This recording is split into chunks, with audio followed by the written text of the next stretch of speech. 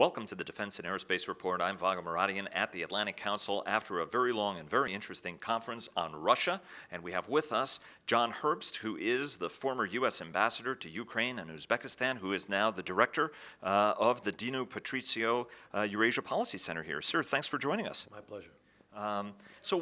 This was a fascinating conference. All sorts of experts here, former administration officials. Phil Breedlove, the former Supreme Allied Commander, Europe, who we also had the honor of talking to, was here. From your standpoint, what were the key takeaways from today's event? Well, today we had three panels talking about the Russian intervention in U.S. elections, about sanctions, and about what U.S. policy towards Russia should be after the election. And we had a wide variety of views, but I think that the common sense views clearly stood out in this conference. And those common sense views are that we face a revisionist Kremlin that wants to upend the security structure established in Europe at the end of the Cold War, and that you need a strong U.S. policy to prevent the Russians from succeeding in upending that security structure, starting with much stronger support for Ukraine, meaning more sanctions on the Kremlin if they continue or increase their aggression in Ukraine, stronger counter efforts to Russian provocations in the Baltic states and elsewhere in NATO. What do you think? One of the issues, though, has been one of also strategic messaging, right? Part of what the Russians are trying to do everywhere, whether it's through the support for Brexiters. You can look at it in France. There are some movements who've been linked. The Le Pen movement has been linked also a little bit to Russia and their information campaigns. And you could also argue that from a Russian standpoint, the undermining of the American elections, right? It's the greatest democracy. Look, their elections can't be trusted. What are some ways that the narrative can be taken away from the Russians?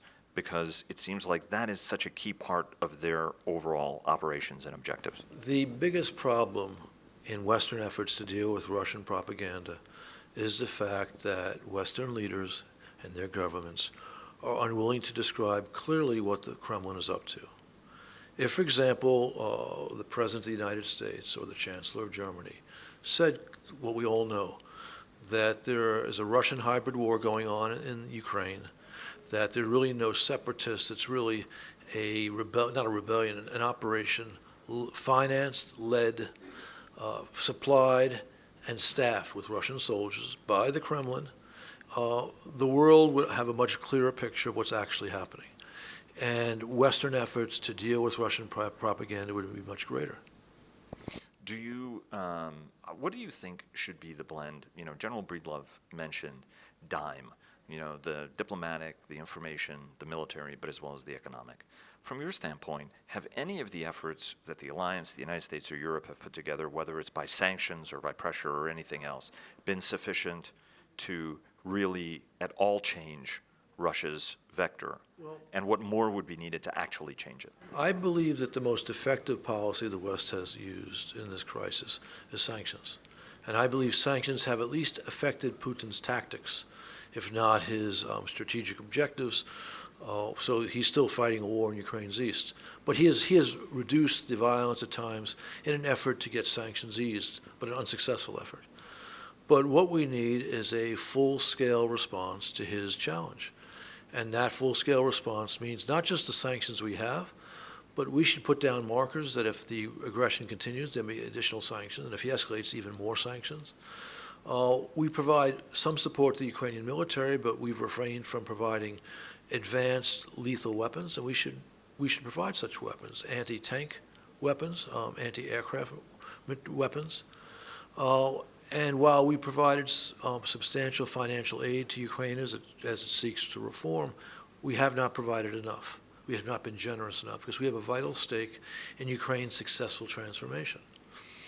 Looking at broader defense against Kremlin revisionism, the Obama administration has taken some good steps to beef up NATO's presence in the east, in the Baltic states, Poland, Romania.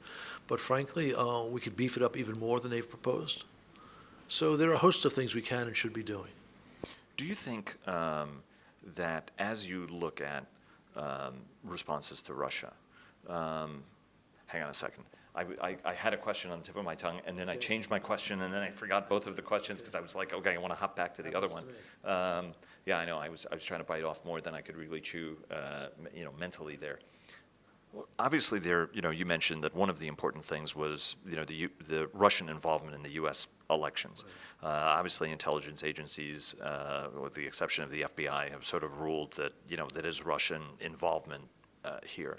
What sort of response has to come from the United States in the wake of something like that? Because the single thing, you were one of the top Russia minds at the State Department for a long time, that Russia has a tendency of responding to force and to power as opposed to, démarches or empty statements or rhetoric.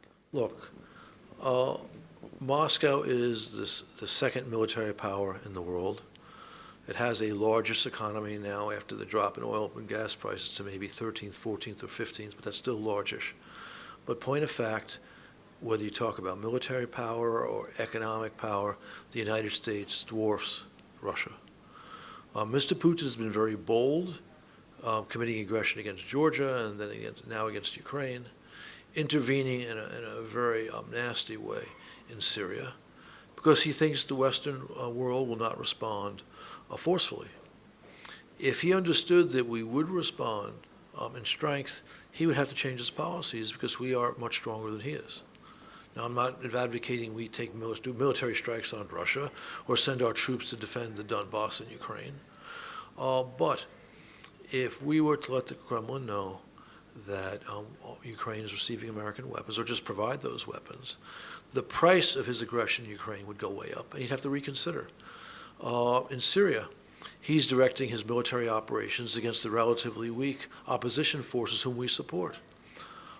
We should strike back at Assad regime, at least 1 for 1, better yet 2 for 1, for every blow he strikes against those opposition forces. If we did that, he'd have to change his policy. Otherwise, he'd see the destruction of the regime he's pledged to protect. So ultimately, it's a blend of muscularity, added sanctions, and speaking of sanctions, who would you sanction? Would you go, for example, for the jugular for Rosneft or the state bank, or would you keep it to this calibrated, although we heard from the person who in the administration used to do the sanctions that we haven't really updated them. So they've really lost effect as in the case of any sanctions regime, the person gets used to them. We should certainly update them. We should be looking for ways to expand them. We have to be careful. We don't want to expand them, for example, so to the detriment of the economies of some of our European partners. But there are ways that we can fine-tune sanctions, make them stronger, so that the Kremlin feels additional pain for its ongoing war of aggression in Ukraine. Sir, thanks very, very much. Again, my pleasure.